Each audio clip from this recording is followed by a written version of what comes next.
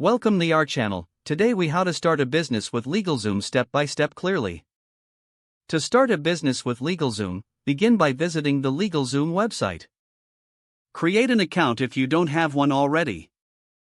Select the type of business entity you want to form, such as an LLC or corporation.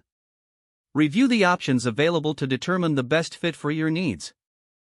Click on the chosen business entity to get started. Complete the online questionnaire with your business information. Provide details such as your business name, address, and the type of business activities you plan to engage in. Choose your state of formation from the drop-down menu.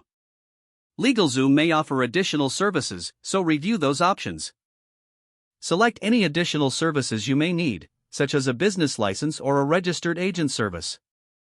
Once all information is entered, review your order summary for accuracy. Proceed to checkout to finalize your purchase. Enter your payment information to complete the transaction. You will receive a confirmation email with your order details. LegalZoom will process your application and file the necessary paperwork with your state. Additionally, you will receive updates on your application status via email.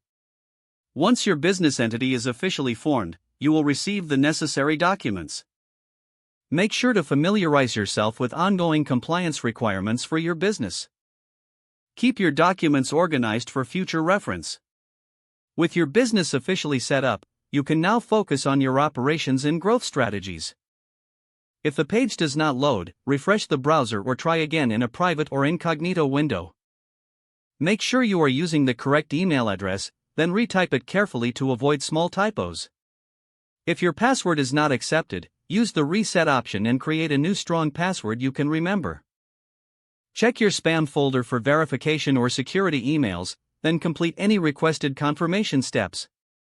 Enable two-factor authentication if available to improve account security and reduce unauthorized access risk.